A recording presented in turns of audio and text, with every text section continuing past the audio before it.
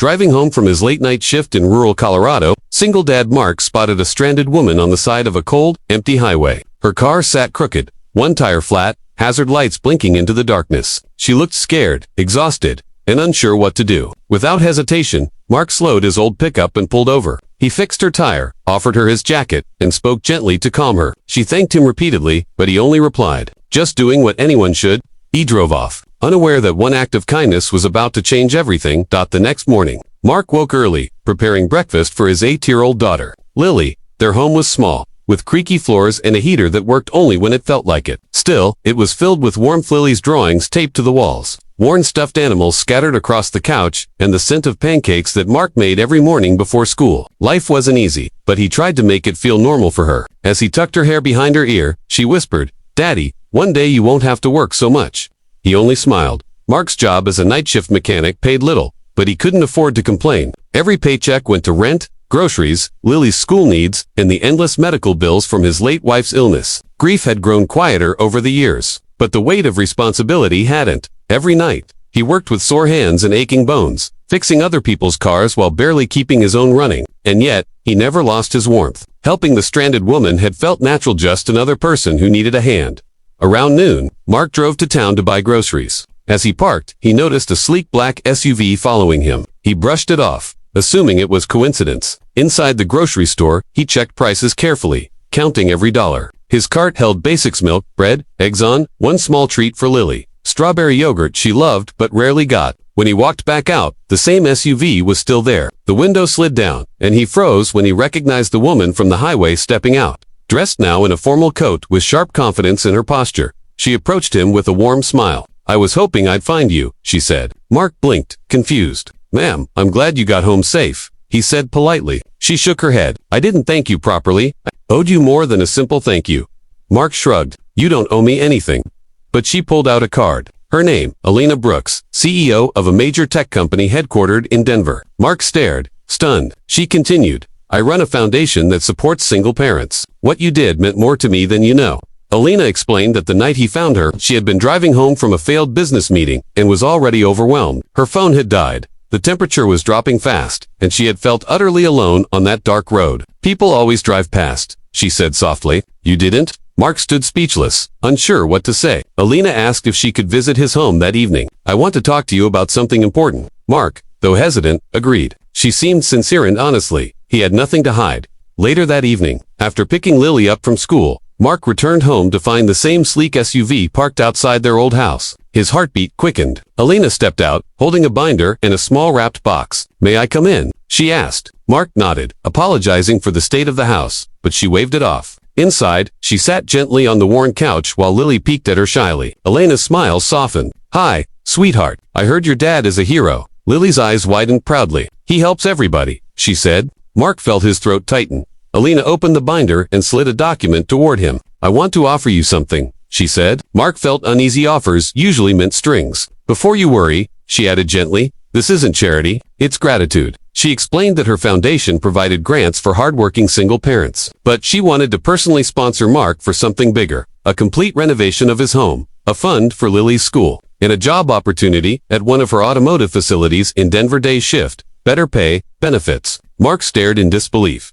"Ma'am, I don't think I qualify for this." "You qualified the moment you stopped your truck," she replied. Mark's eyes stung. He tried to speak, but words wouldn't come. Alina then handed Lily the small wrapped box. Inside was a brand new drawing set with hundreds of colors. Lily gasped with joy. "For your beautiful artwork," Alina said. Mark covered his face with his hands, overwhelmed. No one had ever stepped into his life with generosity like this. Alina waited patiently, understanding the weight of the moment. "You helped me when you didn't have to," she said quietly. "Please let me help you now." Mark asked for one night to think it over. Alina agreed, leaving her number and saying she'd return in the morning. After she drove off, Mark sat at the table with Lily. "Daddy," she said softly, "maybe this is Mommy helping us from heaven."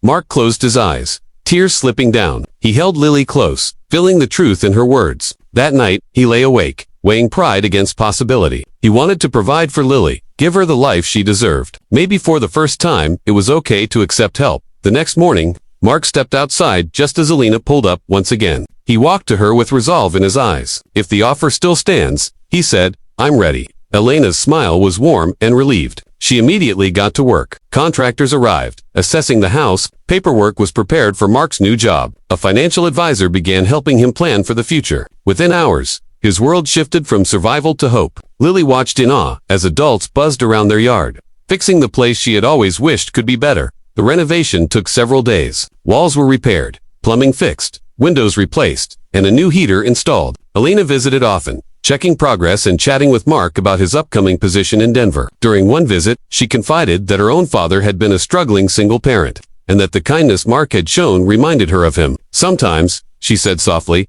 "people like you go unnoticed, but you're the reason the world still has good in it." Mark felt humbled by her words, realizing she wasn't helping out of pity, but genuine respect. By the end of the week, the house was transformed. Fresh paint, warm lights, new floors, and a repaired roof made it almost unrecognizable. Lily ran around the living room, squealing with joy, her drawings now framed on the walls. Mark stood silently in the doorway, overwhelmed. Alina approached him with the final folder. "Your new contract," she said. "Start whenever you're ready." Mark swallowed hard, touched beyond words. "I don't know how to thank you," he whispered. She shook her head. "You already did when you stopped your truck."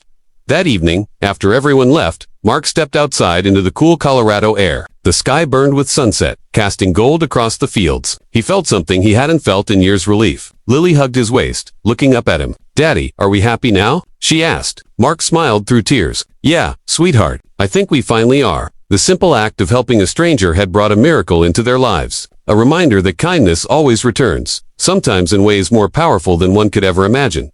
Little did Mark know, his story would be shared by Elena's foundation, inspiring thousands across Colorado. People wrote letters, thanking him for reminding them of the power of compassion in a world that often forgot it. Mark didn't care about fame, only about Lily's future, now brighter than ever. He realized that one moment on a cold highway had rewritten their entire path. And although he had offered help without expecting anything in return, life had a way of rewarding the quiet heroes who acted out of kindness, not recognition. Mark started his new job a month later. With regular hours and better pay, he could finally take Lily to school himself, pick her up in the afternoons, and even help with her homework without exhaustion weighing him down. They moved into a rhythm of stability and happiness. Sometimes, on late drives home, Mark would glance at the passing cars and remember that cold night. He'd think of how one choice, one stop, one helping hand had changed everything. He vowed never to stop being that kind of person. Alina visited occasionally, not as a benefactor but as a friend. She and Mark developed a quiet bond forged through gratitude, respect, and shared understanding. She admired his strength. He admired her compassion. Their connection remained simple, yet meaningful too. People whose lives intertwined because of a flat tire and a moment of humanity. They knew that life had a strange way of crossing paths at exactly the right time. In the end, Mark realized something powerful. The world wasn't changed by grand gestures, but by everyday kindness. A moment on a lonely highway had turned a life of struggle into one of hope. Lily thrived, Mark healed, and Alina found purpose in helping a man who reminded her of the goodness she once almost forgot. And all of it happened because a poor single dad chose to stop, and the world chose to thank him back. Mark stood completely still, the envelope trembling slightly in his hand as the woman's words echoed through the quiet Colorado evening. For a long moment, he could only blink, trying to understand whether this was real or some exhausted illusion born from too many double shifts. His small house, peeling paint, crooked porch, and roof patched with metal sheets, felt almost embarrassed beside the polished SUV behind her. The contrast was so sharp, it stung. The woman's eyes were gentle, patient, as though she understood exactly what was running through his mind, and was giving him the space to absorb it. She stepped closer, her movements calm and careful, not wanting to startle him. Mark finally found his voice. "Ma'am, I think there's been a mistake." He held out the envelope, unable to breathe properly. "I can't take this. I didn't do anything special."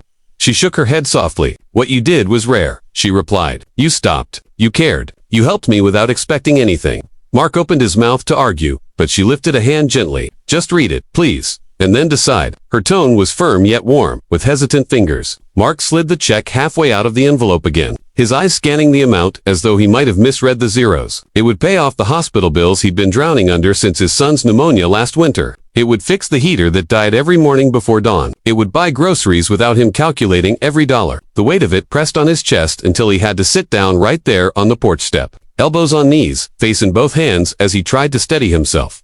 The woman sat beside him, far enough to give him room, close enough to show she wasn't going anywhere. "My name is Evelyn," she said quietly. "I didn't tell you yesterday. I was scared, alone, and honestly, embarrassed that I couldn't even change my own tire. Mark looked up slowly, studying her, not in judgment, just in surprise that someone who looked so put together could have felt so vulnerable. Anyone can get stuck, he murmured, wiping his eyes with the back of his sleeve. It happens to all of us. Evelyn smiled faintly. Not everyone meets someone like you when it does. He folded the check carefully, sliding it back into its envelope as though it were made of glass. Evelyn, I truly appreciate this, but I can't take money for being a decent human. She faced him fully now, her expression earnest. Then don't think of it as payment. Think of it as a push. You told me yesterday that you were heading home from your third job of the week, that you hoped your son was still awake, so you could see him for 5 minutes. You didn't realize how much you revealed in those few moments, and I couldn't forget it. Her eyes softened. Let this help you breathe. A long silence stretched between them, filled only by the evening wind, brushing through the dry grass by the fence line. Mark's throat tightened. He didn't like charity. He didn't like feeling weak or incapable. But this wasn't pity. He could see that clearly now. This was gratitude turned into generosity. This was someone trying to repay hope with hope. And right now, his life desperately needed some... Can you give me a day to think? He asked quietly. Evelyn smiled. Take all the time you need. The offer doesn't expire. She stood, brushing dust off her coat. And Mark, you deserve good things. Don't talk yourself out of them. She left after that, driving away smoothly, leaving behind only the soft rumble of an engine fading into the distance. Mark sat on the porch long after the SUV disappeared, turning the envelope over in his hands again and again. When he finally stepped inside, the house felt heavier and lighter at the same time. His son, little Aaron, ran toward him with mismatched socks and marker stains on his hands. Daddy, Ms. Parker from next door helped me with homework. Mark scooped him up. Hugging him so tightly, the boy squealed. That's great, buddy, he whispered, holding back another wave of emotion.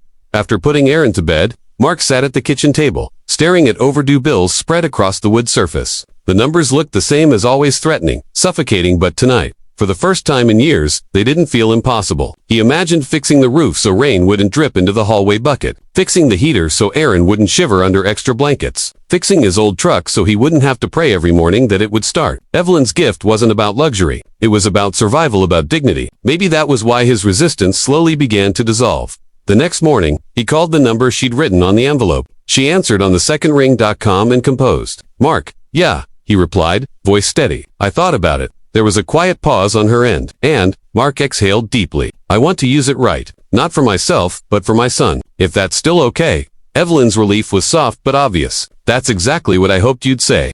She offered to help him find trustworthy contractors, even recommending a mechanic she knew personally. Mark agreed, though it felt strange to let someone in this much, but he couldn't deny the warmth that her sincerity brought. The following days unfolded like something from another life. A team arrived to inspect the roof, shaking their heads at how long it had held together against storms. The heater was replaced with a newer, safer system. The old truck got a new battery, new brakes, and new tires, all things Mark would never have afforded alone. Neighbors watched curiously, whispering to each other every time a service van pulled in. Mark felt embarrassed at first, but Aaron's excitement washed that embarrassment away. Daddy, our house smells like new stuff, he shouted, running from room to room as though discovering treasure.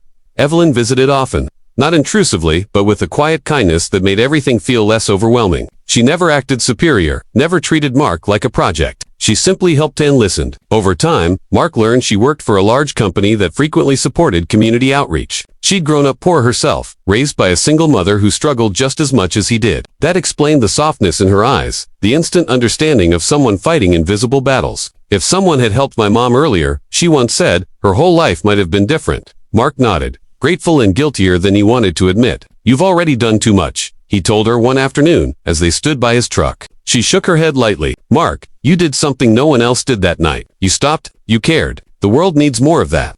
Her voice dipped for a moment. Consider this, an investment in kindness. He didn't know how to respond to that, so he only smiled and looked away, pretending to check the truck's new headlights. But inside, something warm and unfamiliar unfurled a feeling that life might not always be this hard. Weeks passed. The house looked healthier, the air inside warmer, and Mark's shoulders no longer carried the same crushing weight. He even quit one of his jobs, allowing him to spend real time with Aaron, reading bedtime stories, helping with homework, cooking inexpensive but warm dinners. Each night felt like a small miracle. One evening, Aaron sat on Mark's lap, tiny hands on his father's cheeks. Daddy, you smile more now, he whispered. Mark pulled him close, resting his forehead against the boy's. Yeah, buddy, I guess I do. And for the first time, he felt he truly meant it. But what surprised Mark most was how naturally Evelyn blended into their little world. She visited less often now that things were stable, but she always brought warmth, sometimes groceries, sometimes books for Aaron, sometimes just conversation. There was no pressure, no awkwardness, just something steady and genuine. Mark couldn't deny the comfort her presence brought, though he didn't dare interpret it as anything more. Still, every time she smiled at Aaron or spoke to him with that gentle clarity, something in Mark's chest tightened in a way he hadn't felt in years. One afternoon, while repairing a loose porch rail, Mark paused and looked at the house. Really looked. Fresh shingles, repaired siding, working heating units, a yard that no longer looked forgotten. He swallowed hard. This wasn't just a house anymore. It felt like a home, a real one. And he owed that to a woman he'd known for only a short time. When Evelyn's SUV pulled into the driveway moments later, Mark didn't feel unworthy anymore. Just grateful. She stepped out with a soft smile. How's everything holding up? Mark wiped his hands on a rag. Better than ever. They talked for a long while, the afternoon sun melting into gold around them. When the conversation quieted, Mark took a slow breath and looked at her sincerely. Evelyn, thank you for everything. You didn't just fix my home, you fixed my life. She met his eyes, steady and warm. You fixed mine too, Mark. She answered quietly. You reminded me that good people still exist. The moment hung between them, tender and fragile. Mark smiled, a small, hopeful curve of his lips. For the first time in a long time, he felt like the future wasn't something to fear, but something to walk toward.